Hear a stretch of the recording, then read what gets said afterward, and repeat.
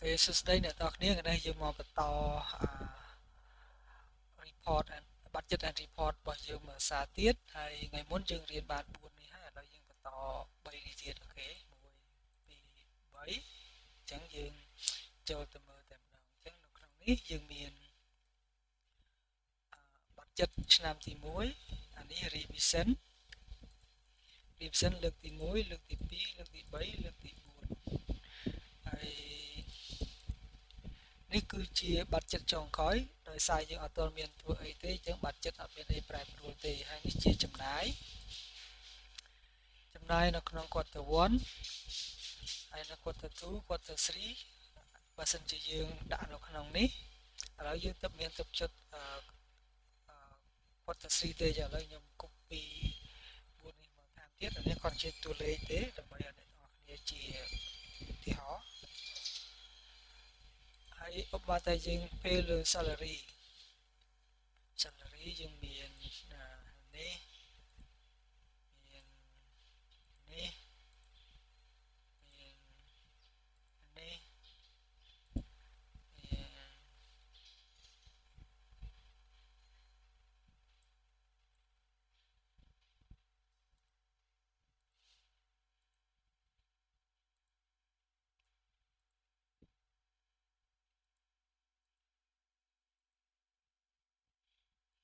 5អូខេអញ្ចឹងតា Q1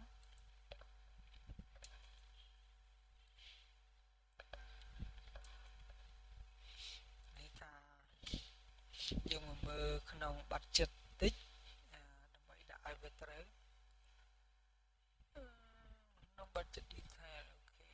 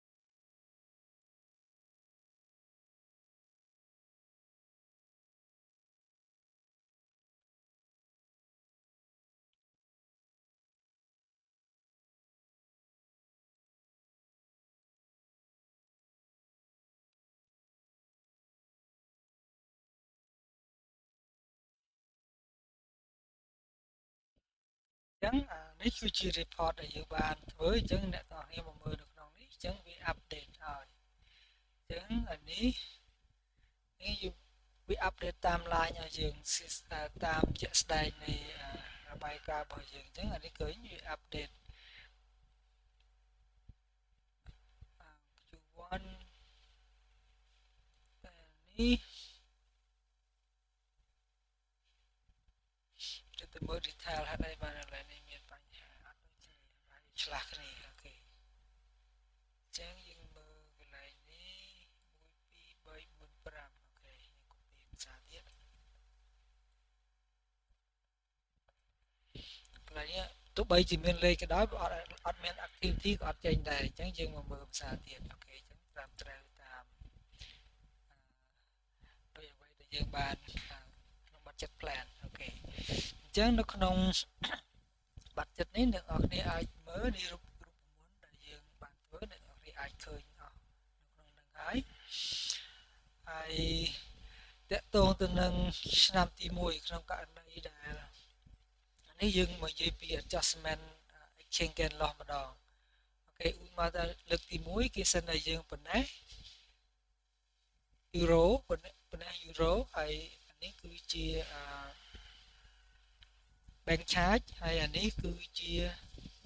លុយដែលយើងទទួលបានជា real អញ្ចឹងបើធៀបទៅនឹង budget ដែលយើងបាន plan ប៉ុណ្ណេះវាមាន exchange gain ប៉ុណ្ណេះអញ្ចឹងយើងយកនេះទៅធ្វើ adjustment នៅក្នុងនេះនៅក្នុងកន្លែងនេះឧបមាថាយើងចង់ដាក់ទៅលើ activity ណាថែមអូខេ ហើយយើងថែមមកលើ activity 3នេះចាគេអញ្ចឹងមានន័យថាកន្លែងនេះគឺជា just exchange gain អូខេកន្លែងនេះដោយសារវាធំពេកយើងបំបត្តិវាទៅជាតិចទៅដើម្បីយើងអាចអានបានអូខេអញ្ចឹងកន្លែងនេះយើងមើល total exchange gain របស់យើងនេះ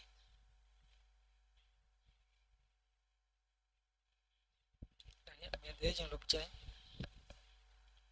អញ្ចឹង exchange gain របស់យើងគឺស្មើនឹងអ្វីដែលយើងបាន report នោះអញ្ចឹងមានថាយើងដាក់ចូលមកត្រូវហើយអញ្ចឹង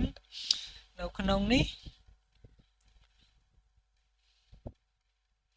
អញ្ចឹង budget នេះកើនឡើងអញ្ចឹងយើងមើលក្នុង budget last budget ហ្នឹងក៏កើនឡើងដែរអញ្ចឹង budget នេះកើនឡើងដែរឧបមាថានៅ quarter 2យើងត្រូវ revise revision 1ឬក៏ក្នុង quarter ណាក៏ដោយយើង first revise យើងធ្វើការកែសម្រួល budget លើកទី1អញ្ចឹងយើងធ្វើនៅក្នុង first revision អញ្ចឹងយើងអាចកែទៅឧបមាថានេះយើងដក3លាន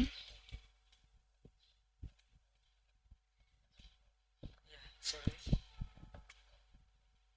ហើយយើងដក2លានហើយយើងដក50,000អ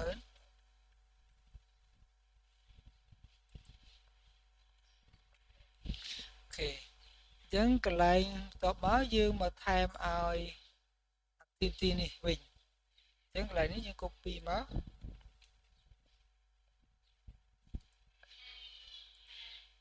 ហើយយើងដោះសញ្ញាដកចេញ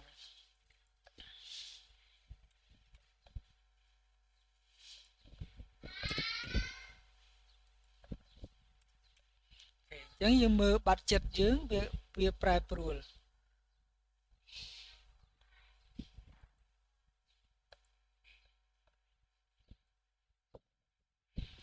អញ្ចឹងកាលមុនលើកនេះយើងមើលកន្លែងនេះកាលមុនវា13លានឥឡូវយើងដក3លានចេញមានន័យថា10លានវិញដដែលអូខេអញ្ចឹងយើងហើយអានេះវាកើនពី4លាន budget ដើមរបស់វា4លានហើយមកមើល budget revision វាឡើងដល់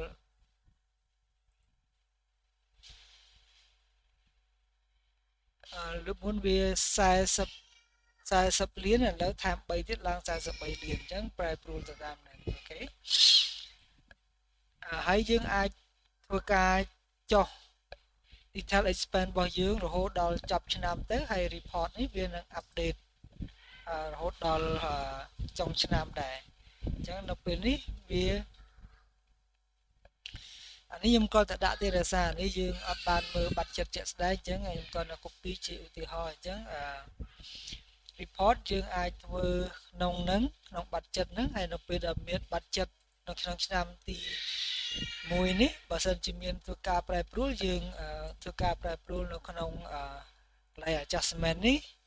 ហើយនឹងកន្លែង revision នេះហ្នឹងហើយនេះសម្រាប់ exchange gain loss អានេះសម្រាប់ធ្វើ revision អូខេមានប៉ុណ្ណឹងបើអ្នកនរគ្នាចាប់អារម្មណ៍អាចយើងទៅអាច request ឬក៏ subscribe ឬក៏ like វីដេអូដែលបាន share នេះហើយបើអ្នកចង់បានឯកសារយកទៅអនុវត្តអាច request តាម Telegram ដែលមាននៅក្នុងវីដេអូនេះស្រាប់សូមអរគុណសូមជម្រាបលា